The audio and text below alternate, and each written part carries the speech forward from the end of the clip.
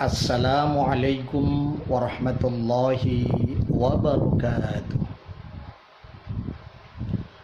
Mari kita awali kajian kita dengan membaca basmalah. Bismillahirrahmanirrahim. Alhamdulillah wa syukru ala ni'amillah. Wassalatu wassalamu ala rasulillah wa ala alihi wa sahbihi wa mawalah. La haula wa la quwwata illa billah. Amma ba'd. Ikhwatul iman rahimakumullah.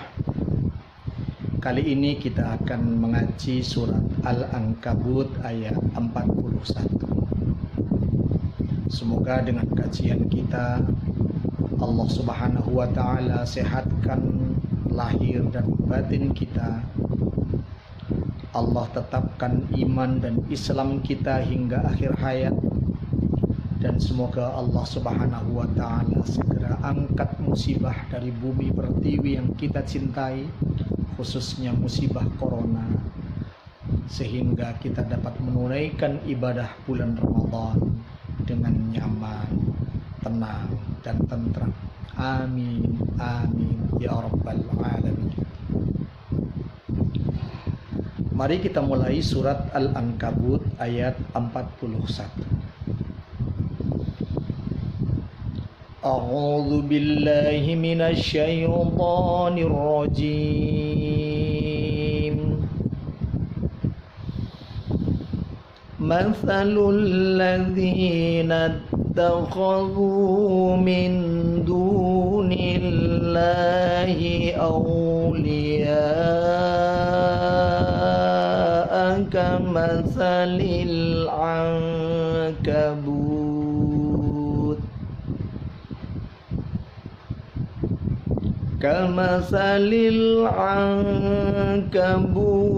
ittakhadhat baitan wa inna awhanal buyut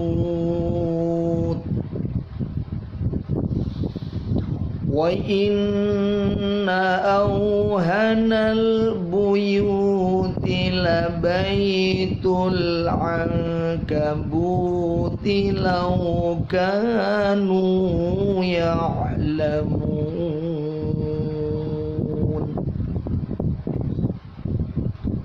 Masalul ladzina, masalul al-syamsiyah bertasydid, masalul langsung, alladzina ya mati sebelum harokat, sebelumnya harokat kasrah dibaca mad tabi'i dua ketuk. Masalul ladzina ittakhadhu, masalul ladzina ittakhadhu, ada taknya punya tasydid langsung nat takhadhu. Masalul ladzina takhadhu, zu ada wawu, sebelumnya ada dhammah namanya mad tabi'i, dibaca panjang dua ketuk.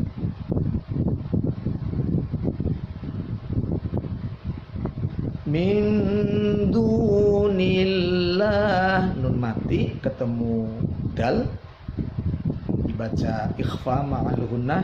Min du aqrab ya, ikhfa aqrab. Min du ada wawu mati sebelumnya harakat dhammah mad tabi'i dua ketuk. Min dunillahi takhfif lahi, min dunillahi dalam jalalah bertasydid sebelumnya kasrah baca tipis. Min dunillahi ada harokat berdiri dibaca mad tabi'i dua ketuk. Auliya, au ada wawu mati tetapi sebelumnya fathah namanya mad layyin. Auliya ada mad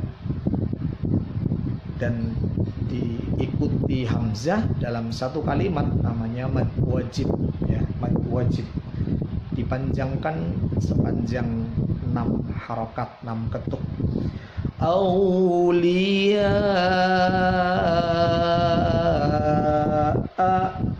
kama salil, ada al-qamariyah, kama salil, ada ain ketemu nun, ada nun mati, nun ketemu kaf, dibaca ikhfa, abad, kabu, bu, wawu mati, ada dhammah sebelumnya, mad tabi'i, kabutit, takhadha, taknya ada tasydidnya, jadi tak yang ada kasrohnya langsung ketemu tak bertasydid, kabutit, takhadzat, bayi, ya mati sebelumnya fathah, dibaca layin, mad layin, baitau, tanwin ketemu wawu, baitau, idgham bi gunnah, baitau wa in, nunnya ada tasydidnya, dibaca gunnah, didengungkan, udara keluar lewat hidung. Ya, kalau hidungnya ditutup tidak bisa bunyi. Wa in, nah itu namanya bacaan gunnah. Wa inna auhana, au wawu mati sebelumnya fathah, namanya mad layin, auhanal buyuti, wawu mati sebelumnya dhammah, mad tabi'i 2 ketuk, labaitul, ya mati sebelumnya fathah, mad layin, labaitul,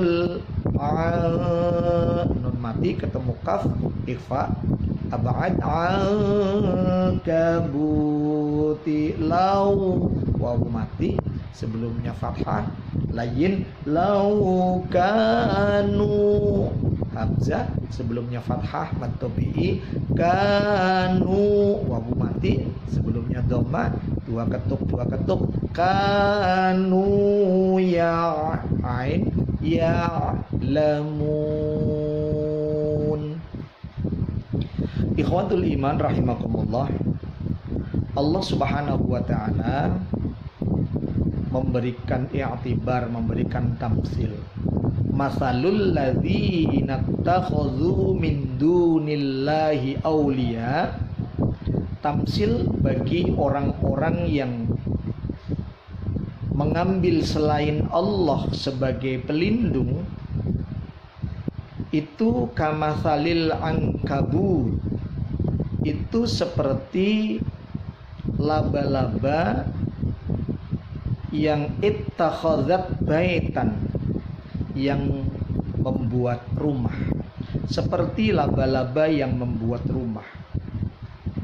Wa inna auhanal buyuti labaitul ankabut, dan sesungguhnya selemah-lemahnya rumah, seringkih-ringkihnya rumah adalah rumah laba-laba. Laukanu ya'lamun, kalau mereka mengetahui. Ikhwatul iman rahimakumullah, pada penjelasan terdahulu Al-Fakir memberikan gambaran bagaimana lemahnya rumah laba-laba. Yang digambarkan kelemahannya adalah kelemahan organisasi rumah tangga yang dibina oleh laba-laba. Tapi ada sisi positif. Allah Subhanahu wa ta'ala menciptakan laba-laba menjadi pelajaran bagi manusia. Apa sisi positifnya? Laba-laba memiliki sumber daya sendiri. Ketika laba-laba membuat rumah, dia tidak minta bantuan yang lain. Dia tidak mengambil daun-daunan, dia tidak meminta bantuan makhluk lain, tapi dengan kemampuannya sendiri, yaitu dari air liurnya, ia buat rumahnya sendiri. Dia punya daya, sumber dayanya sendiri. Itulah hebatnya laba-laba. Kelebihan yang kedua, ketika rumah itu sudah jadi, laba-laba tawakal kepada Allah. Dia buat rumah, dirangkai benang yang satu dengan benang yang lain. Kemudian dia tinggal di situ, dia serahkan sepenuhnya kepada Allah. Karena rumahnya udah jadi, tapi ketika panas terik, dia kepanasan. Ketika musim hujan dan hujan turun, dia kehujanan. Dia bertawakal kepada Allah. Dia tinggal di rumah itu dan tidak mencari kemana-mana makanannya. Dia tunggu saja di situ. Dia sangat bertawakal. Barangkali satu-satunya makhluk yang paling bertawakal adalah laba-laba. Kelebihan yang ketiga, laba-laba adalah makhluk yang paling sabar. Makhluk yang paling sabar. Ketika dia tinggali rumahnya, dia tinggal di situ, dia menunggu apa yang diberikan oleh Allah Subhanahu wa ta'ala. Dia sabar, dan dengan tawakal dan kesabarannya, Allah Subhanahu wa ta'ala tidak menyia-nyiakan dia. Pasti Allah Subhanahu wa ta'ala suguhkan makanannya, rezekinya. Didatangkan oleh Allah kumbang, kena, tersangkut di sarang laba-laba. Laba-labanya mendekat, lalu kumbangnya dimakan. Tidak lama lagi nyamuk kena sarang laba-laba, nyamuk dimakan. Tidak pernah laba-laba merasa kelaparan dalam satu hari. Pasti Allah Subhanahu wa ta'ala sajikan rizkinya di hadapannya. Memang laba-laba tidak seperti manusia. Tidak kepengin rumahnya mewah, tidak kepengin punya mobil. Cukup makan hari itu selesai. Kelebihan yang ketiga, kelebihan yang keempat, ikhwatul iman rahimakumullah. Laba-laba memiliki kemampuan yang tidak dimiliki oleh orang lain. Laba-laba memiliki kemampuan yang tidak dimiliki oleh makhluk lain. Apa kemampuannya? Dia punya kemampuan dalam dirinya untuk mengeluarkan air liurnya, untuk membuat sarangnya, untuk membuat rumah dengan kemampuannya sendiri, dan makhluk lain tidak ada yang punya seperti itu. Ikhwatul iman rahimakumullah. Kadang kita manusia, ketika kita tidak memiliki kemampuan yang berbeda dengan orang lain, maka bisa jadi saingan kita dalam hidup akan lebih berat. Tetapi ketika kita mempunyai kemampuan yang tidak dimiliki oleh orang lain, maka tidak sedikit orang akan mencari kita. Orang akan mencari kita karena tidak ada orang lain. Di satu kampung, satu-satunya tukang batu yang cakep adalah Pak Wartono misalnya. Maka Pak Wartono lah yang akan dicari dan menjadi rebutan orang sekampung. Ketika seorang pegawai, dia memiliki kelebihan yang orang lain tidak punya. Pegawai, dia punya kelebihan, azannya bagus, subhanallah, pasti akan dimanfaatkan dan akan termanfaatkan di kantornya untuk menjadi muadzin selain pegawai. Itulah hebatnya laba-laba, al-angkabu. Memang kadang menjadi kelakar bagi manusia. Karena salah satu